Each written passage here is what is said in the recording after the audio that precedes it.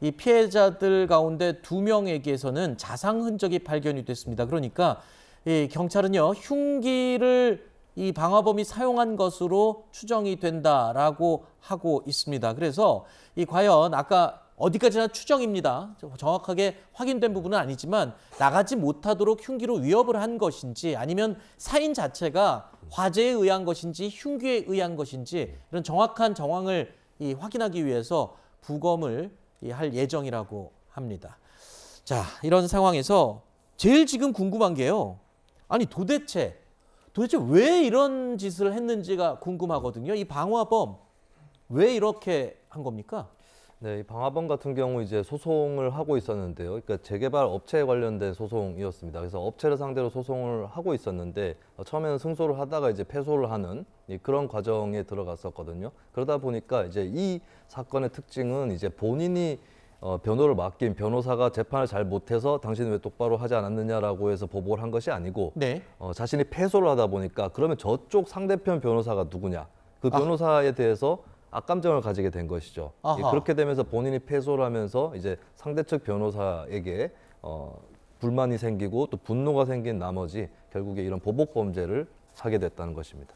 자, 재판 결과에 앙심을 품고 법조인들을 향해서 범행을 저지르는 일, 이번이 처음이 아니죠. 지난 2007년에 영화까지 만들어진 사건이 있었습니다. 영화 부러진 화살의 모티브 사건으로 유명한 이른바 판사 석궁 테러 사건이 떠오르실 텐데요.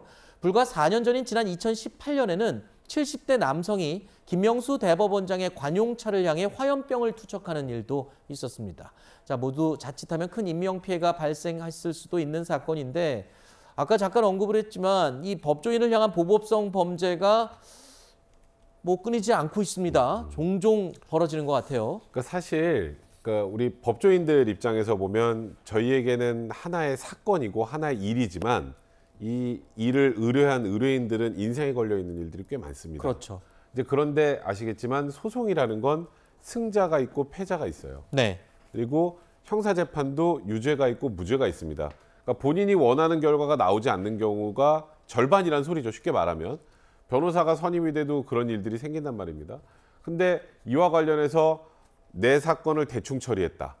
혹은 저 변호사 때문에 내가 내 사건을 졌어. 저 판사 때문에 내가 진 거야.